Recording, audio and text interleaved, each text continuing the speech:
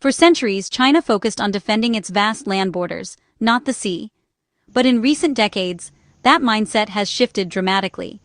China now sees naval power as essential to its rise as a global force. The main reason? Economic security. China's factories depend on raw materials and global shipping lanes. Relying on the U.S. Navy to protect these routes is a vulnerability Beijing wants to eliminate. Building its own powerful navy, the plan, means China can safeguard its trade and keep its economy running. There's also a deep sense of national pride at stake. China's century of humiliation saw foreign navies dominate its coasts. A world-class fleet is a symbol that China is no longer weak or vulnerable to outside pressure. Finally, China's territorial ambitions, like claims in the South China Sea and the goal of reunifying Taiwan, require naval muscle. To enforce these claims and deter rivals, China needs to control the waters around its coast and push back against U.S. presence. Without a strong navy, these ambitions would remain just words. Now, China's growing fleet is turning its political goals into a new reality, one that's challenging the U.S. and its allies across the Pacific. The stage is set for a new era of maritime rivalry. In just 2 decades, China's navy has exploded in size and capability. The plan now boasts over 370 ships and submarines, more than any other navy in the world. But it's not just about numbers. China is building advanced warships that can operate far from home. At the heart of this transformation are its aircraft carriers, Liaoning, Shandong, and the new Fujian. These carriers let China project air power deep into the Pacific, a capability once reserved for the U.S. Surrounding them are modern destroyers, like the formidable Type 055, and amphibious assault ships designed to land troops on hostile shores. The Type 075 ships, in particular, worry Taiwan and other neighbors. They're built for large-scale invasions. China's shipyards are churning out these vessels at a breathtaking pace, signaling a clear intent to challenge U.S. dominance at sea. The Pentagon now sees the plan as a global force, not just a regional one. Where the U.S. Navy once sailed unopposed, it now faces a near-peer competitor. This rapid naval buildup is forcing the U.S. and its allies to rethink their entire Pacific strategy. The balance of power is shifting, fast. China's navy is no longer content to stay close to home. It's preparing to operate and compete on the world's biggest stage. The Pacific is now a contested domain. The first island chain is the key battleground in the Pacific naval rivalry. Stretching from Japan through Taiwan to the Philippines, this chain acts as a strategic fence around China's coast. For the U.S. and its allies, it's a defensive barrier, unsinkable aircraft carriers to contain China's navy. For China, it's a prison wall, blocking its access to the open Pacific. Beijing's goal: break through this chain and operate freely beyond it. That's why control of these islands and the waters between them is so fiercely contested.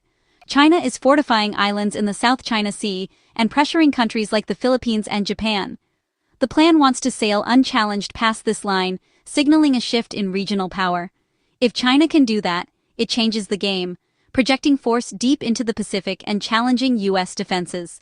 The first island chain is no longer just a concept. It's the front line of a new strategic competition.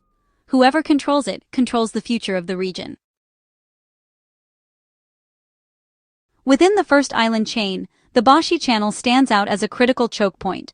This deep waterway between Taiwan and the Philippines is China's gateway to the open Pacific. If the plan can move freely through the Bashi Channel, it can send carriers, submarines, and amphibious ships far beyond its coast. Once in the Western Pacific, Chinese forces can threaten U.S. bases, support operations against Taiwan, and project power toward Japan and Australia. For the U.S. and its allies, controlling or monitoring the Bashi Channel is vital. Blocking it could trap Chinese ships in the South China Sea, limiting their reach. That's why the northern Philippines, especially the Batanes Islands, have become a military hotspot. Both sides are ramping up patrols and exercises, signaling their intent to contest this strategic passage. The Bashi Channel is now a flashpoint. Its control could decide the balance of power in the Western Pacific. The stakes have never been higher. In 2025, China showcased its naval power like never before. At least 7 Chinese naval task groups operated simultaneously across the Western Pacific, from the Philippine Sea to waters near Papua New Guinea. For the first time, China deployed two full carrier strike groups at once, Liaoning and Shandong, practicing operations far from home. This ability to project air power in multiple locations signals China's intent to challenge U.S. supremacy. China's amphibious assault ships, like the Type 075s, also drilled for potential island seizures, alarming neighbors. These operations are more than training, they're strategic messaging. Beijing is showing it can back up its claims with credible force, and that it won't be easily contained. The plan is now a true blue water navy, operating far beyond the first island chain. China's new operational tempo marks a turning point in the Pacific rivalry. The message is clear. China is ready to compete on the high seas.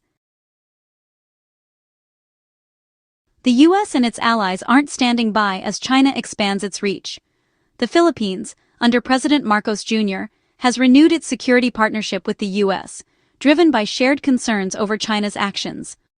The Enhanced Defense Cooperation Agreement now gives the U.S. access to 4 new military sites, 3 near Taiwan and the Bashi Channel.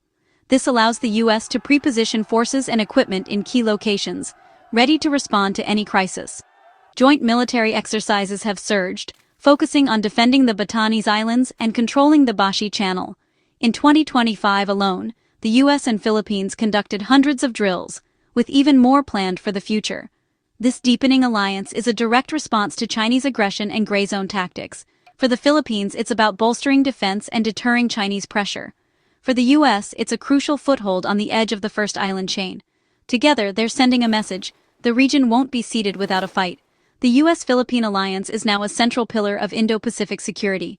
The contest for the Pacific is intensifying.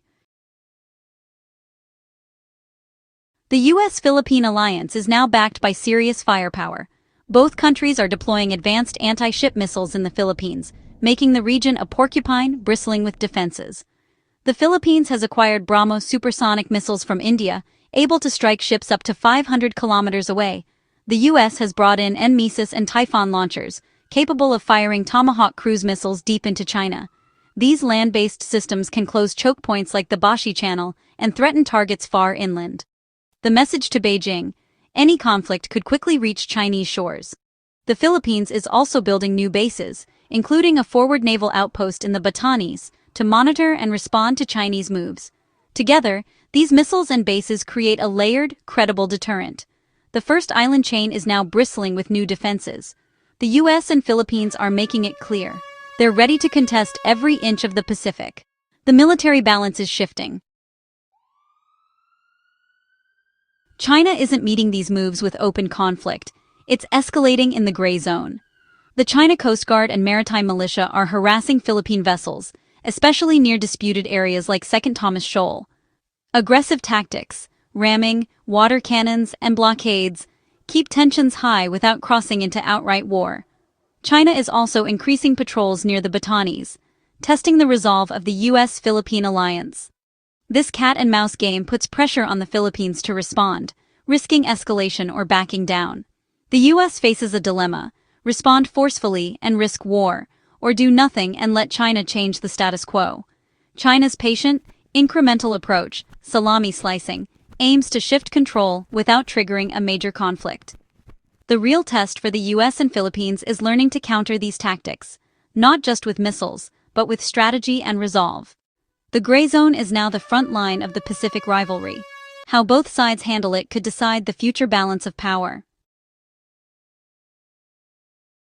The Pacific has entered a new era of great power competition. China's Navy now challenges decades of uncontested U.S. dominance. Multiple Chinese carrier groups and far-reaching deployments are the new normal. The rivalry is converging on choke points like the Bashi Channel and alliances like the U.S.-Philippines partnership. China is pushing to break out and dominate. The U.S. is reinforcing the line of containment. The risk of miscalculation is rising, with warships and aircraft operating in close quarters. Gray zone tactics blur the line between peace and conflict, making responses difficult. The outcome will shape not just who controls the seas, but the future of the entire Indo-Pacific. Every exercise, deployment, and diplomatic move is a piece in this high-stakes chess match. The world is watching as the Pacific's balance of power is rewritten. One ship, one island, one decision at a time.